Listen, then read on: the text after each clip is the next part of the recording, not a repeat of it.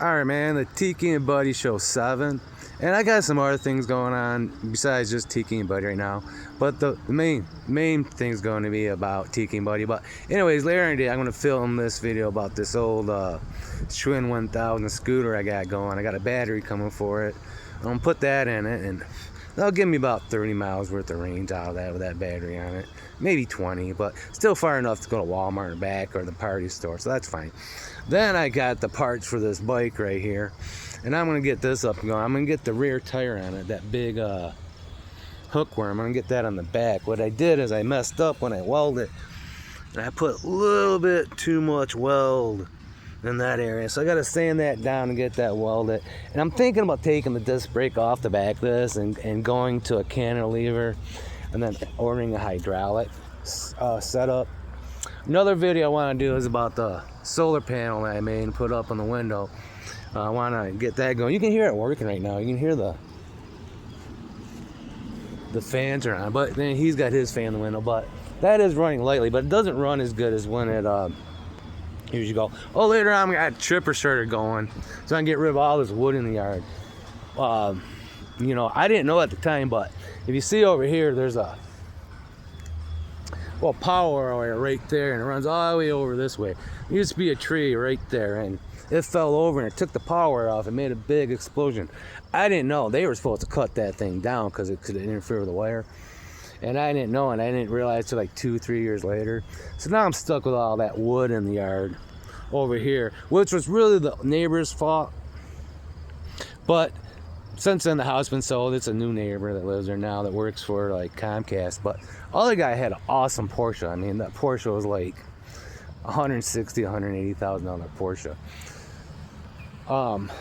Anything else. But what I really want to go over today is safety issues for dogs that occur on your property, like stuff sticking up in the yard, like branches and stuff. If you see that, try to get rid of them. Another thing, not having any shade for your dog anywhere. You know, if you get a dog and you just got it in, there's no shade in the yard, hey, maybe plant a tree there or maybe build something. So if the dog's out in the yard and you're out in the yard with the dog on a hot day, it can at least get under shade for a minute. Because right now, you know, they're in the middle of the yard, but yesterday they're underneath that tree. They're in the side yard where the shade was at. You know, and a lot of times dogs will go inside, like in the middle of the summer, you know, like, why are these dumbass humans out in the yard when there's air conditioning in the house? You know what I mean? Kind of thing. But another thing I want to show here is this. We had all this concrete back here, and what made it really hard to mow, I don't know what it was for, or maybe a gazebo or some garden thing back here, but there's a bunch of concrete. So we got the concrete out. But we need to fill these holes in like pronto, because like these kind of holes right here, dog's leg can get in it, and then you got a dog with a broken leg, and you don't want that. So later on today or in the next day, these will get filled in because it's a danger to your dog. Another thing too is people leaving gates open. So before you let your dogs out, if you got people or you live around people, don't assume that someone didn't come in your yard and open your gate. So make sure your gates are shut, because it only takes 1 second from becoming a responsible dog owner to an unresponsible dog owner, and it happens really quick. So, you know, and think about it. You think about a dog like Buddy.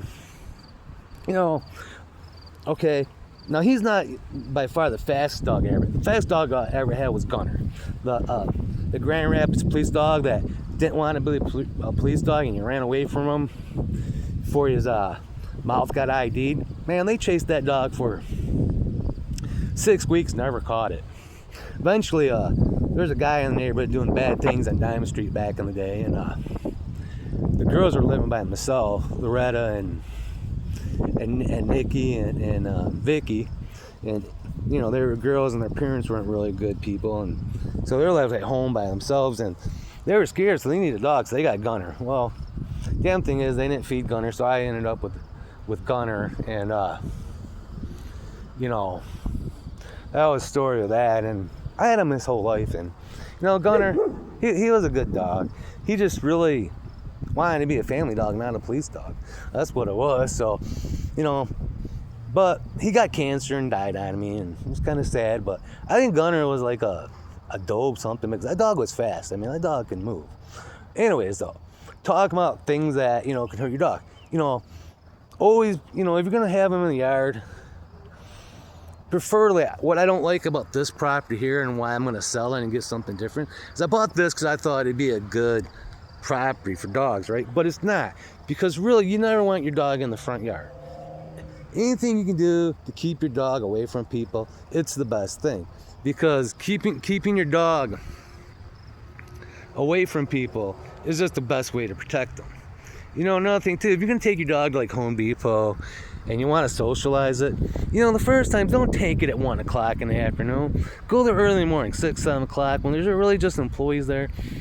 You know, and preferably if I do take my dog to Home Depot, it's in the morning. It's before other people get there, because now I'm with Gunner here one time. Not Gunner, but Buddy here one time. There's a dude walking down the aisle.